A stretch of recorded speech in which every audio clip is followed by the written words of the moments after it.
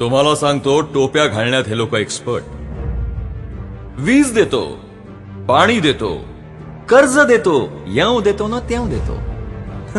आश्वासनं नुसती ऐकून घ्या. आम्ही बिचारे दूध खोळे दरवेळी यांच्या भूलथापांना फसत गेलो. काय नशिबी आलंय, अंधार, काळा कुट्ट गडद अंधार. आता मात्र हद्द झाली. हद्द झाली भ्रष्टाचाराची, हद्द झाली निर्लज्जपणाची आणि हद्द झाली नालायक कारभाराची. 5 वर्ष थापा मारण्यात घालवली आणि 5 वर्ष तोंड लपवण्यात गेले. विरोधी म्हणवणारे सुद्धा यांना आतून सामील. आहे ती संधी मिळाली आहे तर ओढाले का खोऱ्यानं. आम आदमी गेला खड्ड्या म्हणे आम आदमीचा विकास. अरे मेला, गुदमरून घुसमटून मेला तुमचा आम आदमी.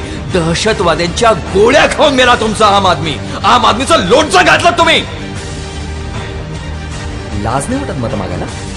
आम्ही सांगतो आता, चले जाओ, चले जाओ त्या खुर्चीतून.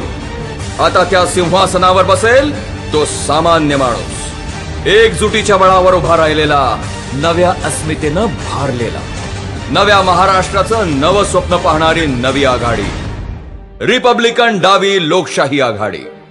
आता मागे वळून पाहायचंच नाही. पाऊल एकत्र पुढे टाकायचं.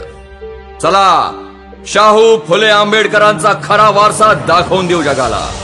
महाराष्ट्राला खरं खुरं डोळस नेतृत्व देऊ. यंदा आपलं मत आपल्यालाच, नाही दुसऱ्या कोणाला. रिपब्लिकन डावी लोकशाही समिती, खरं सरकार, खरा न्याय.